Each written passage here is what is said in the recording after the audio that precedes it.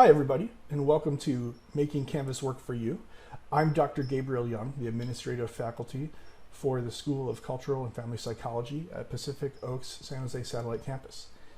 Let me just start by showing you a little video.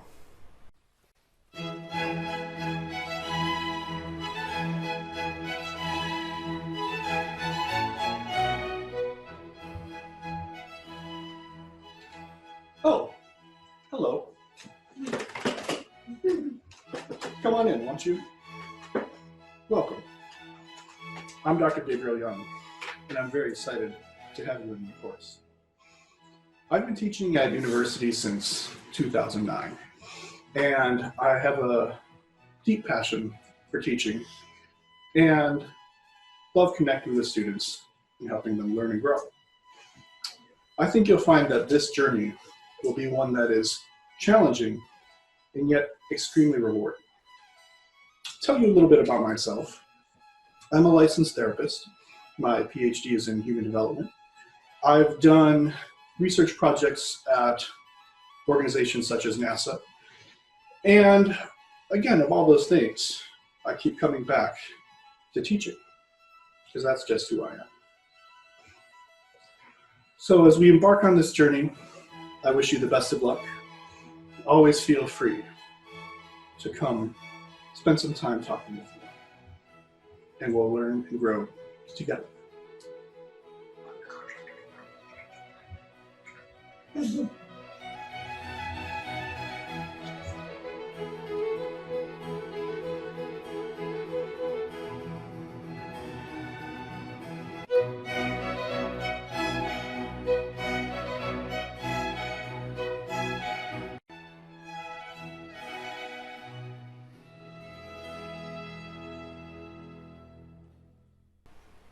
So that's my introduction video that I've used for several years, posting on Canvas even before the term starts to let students get to know me. And hopefully my intention is that they'll be able to make a human connection, that they'll see that I'm a real human being, see a little bit about me, that they'll come into the class maybe feeling a little bit more at ease or like they know what to expect.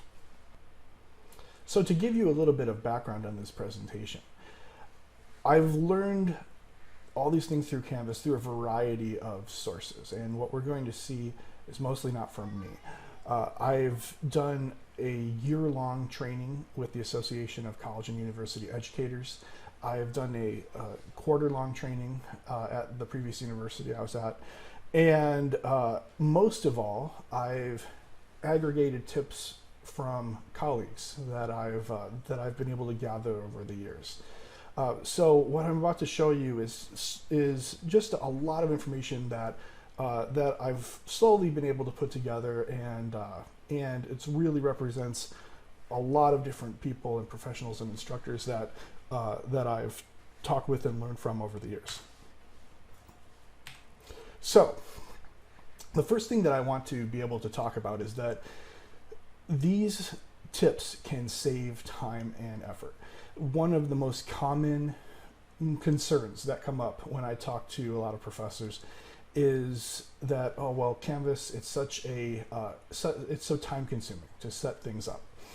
But I'd encourage you to look at that as an investment, that investing some time up front will save you a lot more time and energy on the back end. So yes, there is some time that you're going to have to put in, but ultimately it's going to save you a lot of time. A few of the specifics that I'd like to talk about in this presentation are using Canvas to build rapport, make effective home pages, a syllabus review quiz that I give, predict my grades survey, automatically dropping lowest grades, surveys and how to remove value judgments from them, and finally the mastery approach and how the mastery approach and Canvas can really work hand in hand with each other. So building rapport, another one of the concerns that I hear about any kind of digital format is, will it be too impersonal? Well, it's a tool and it can be used in a lot of different ways. think about the negative side of this tool. Think about the animosity that can be created on social media, that can have all kinds of unproductive or destructive emotional impact on people online. If you've ever read comments or postings that are not necessarily helpful, right? That there can be a lot of negativity that is created by this digital platform. But that's just one side of the coin. It shows the power, the emotional power of digital communication, that the opposite is also possible. You can use that same tool to build relationships, to build people up, to build rapport with people. Let me show you an example of one of my Canvas pages. So this is an example of a typical class that I've taught. You can see on the top here there's a banner, then pictures of me, a video, and a little bit about my teaching philosophy. And I'll get into all this in a second, but I wanted to show you just the general overview first. So let's talk about effective homepages. An effective homepage conveys information in a simple visual manner, and it minimizes the number of clicks that students have to execute in order to find important information. You want things as easily and readily available as you can possibly get them. Here's a little quick overview. There's my teaching philosophy, a course description, a course schedule, and then you can see that I have a detailed course schedule that's color-coded, and finally support resources for students. That's all right there on the home page. All right, so to break it down a little bit, that top part, the banner, it gives the course a sort of branding that students might have multiple pages open in their internet browser, and immediately they'll be able to recognize what class this one is. That they'll see, oh yes, I recognize this. This is Dr. Young's class. Then picture of me to make it more human and personable and relatable. Again, hopefully they'll even view this before the class begins. A little bit about my teaching philosophy, and I'm very much about stressing self-responsibility, and I like to set that tone from the get-go here with them. And then finally, that video that you just watched along with the course description. Here's a little bit more zoomed in view of the course schedule that I have here. In this case, I have a class that meets Monday, Wednesdays, and Fridays. I have their readings in one color, Canvas exercises in another color, outside of class exercises in a different color, right? That they can look at this and immediately know, oh, this is what's due today. Oh, it's April 10th. Oh, there's a quiz today. It's right there in red. So this again makes it all the more instantly visually recognizable what's happening in the course. And then lastly, at the bottom, I have a list of resources that students can access if they're having any issues. Everything from talking with me or in my office hours to issues of mental health challenges or basic needs insecurities, and so on. It's all right here in one place. Another specific that I'd like to talk about is a syllabus review quiz that I give. So I might talk about the syllabus on the first day just to give some really important highlights. But I don't like to sit there and read through the whole thing for a variety of reasons, including that it takes up a lot of class time. But I still want the students to know it and to have reviewed it. And if your experience is anything like mine, you may have found that some students don't necessarily take the syllabus home and read through it thoroughly after the first class. So I like to, again, hold them accountable and make sure that they're being responsible with this. So I want them to show me that they've thoughtfully processed and analyzed the syllabus. And so I give them this little quiz. They have multiple attempts, and it's not worth very many. It's only worth a couple points. So it's not about really trying to challenge them. It's just about making sure that they've read it. Here's an example. So look at the syllabus under makeup policy. What do I give as a reason for this certain policy? And they have to check that. Like, they have to have the right answer for that particular item. And then hopefully they'll just retain that, they'll remember that. But even if they don't later on in the course, I can say, oh, do you remember back when, you're asking me why this is happening? Well, do you remember back when you did this syllabus quiz? I even make them look up how many points there are, and they have to kind of even calculate that. And so they really have to just process and not even necessarily just jump around and look for information, but think about things. And lastly here, this is actually an image that I have in this question of, I say type this statement below exactly as shown. And it says, I agree to consult the syllabus as a first resource when I have questions. Again, they can't copy and paste that, it's just an image. So they actually have to type that in there. And again, I'm hoping that'll help them process and internalize a lot of this stuff. I also have a predict my grade survey that I give at the beginning of the course. And it evaluates the effectiveness of their study habits and helps them set personalized goals, both of which have been shown by research to be highly effective for promoting student success. So again, it's set up as a quiz or a survey, and there's questions like this. I will always read the lecture material before I go to the lecture, or I will always go over my notes from class, things like this. And then finally, there's a rubric at the end where they get to sort of project into the future and see what kind of grade they might be able to expect given their current proficiency with their study habits. Another big important part of this, as I mentioned, was setting personalized goals. That this Predict My Grade survey is a chance for them to reflect on why they're in this course, what they want out of it. And I highly encourage them to be absolutely honest. If they just want to get this class passed so they can get out of there, that's totally fine. Let's focus on that. Let's capitalize on that as a strength and make sure that you get that done.